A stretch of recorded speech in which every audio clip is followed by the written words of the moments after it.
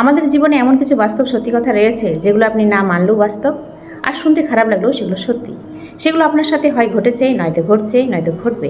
এরকমই কিছু বাস্তব সত্যি কথা আজ আমি আপনাদের সাথে শেয়ার করছি, যেগুলো বয়সের সাথে সাথে আপনি অবশ্যই উপলব্ধি করবেন। জীবনের সবথেকে সেরা সময় হচ্ছে আমাদের শৈশব, যে দিনগুলো আমরা আর কোনোদিনও ফিরে পাবো না।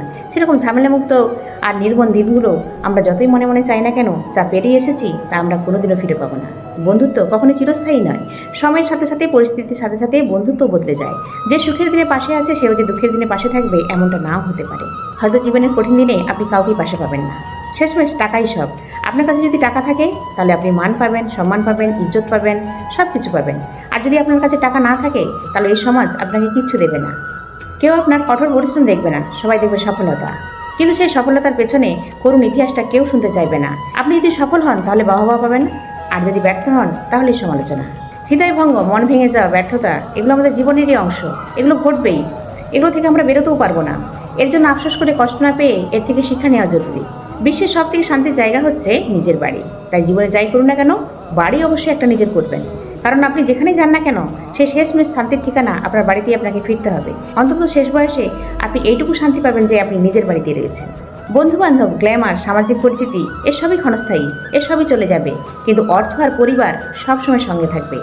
পরিবার এবং অর্থ হলো জীবনের সবথেকে গুরুত্বপূর্ণ অংশ। বই সত্যিকারের বন্ধু। বই কখনো বিক্রি করে না, বরং বই আপনাকে জ্ঞানী করে তুলবে, সমৃদ্ধ করে তুলবে।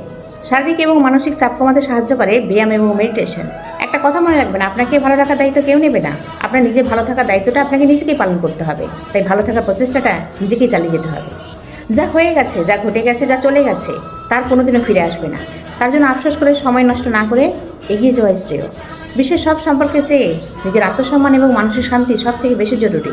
তাই সম্পর্কটা নিজের সাথে করুন, নিজেকে ভালোবাসুন। সাময়িক আবেগের বশে কোনো সিদ্ধান্ত না নেওয়াই ভালো, কারণ আবেগের বশে নেওয়া সিদ্ধান্ত আমাদেরকে সবসময় বিপদের মধ্যেই নিয়ে যায়। সময়ের সাথে সাথে মানুষের ইচ্ছা এবং চাহিদার পরিবর্তন হয়। আজ যা ভালো লাগছে কালকে নাও লাগতে পারে, বা আজ যা ভালো কাল ভালো নাও থাকতে পারে।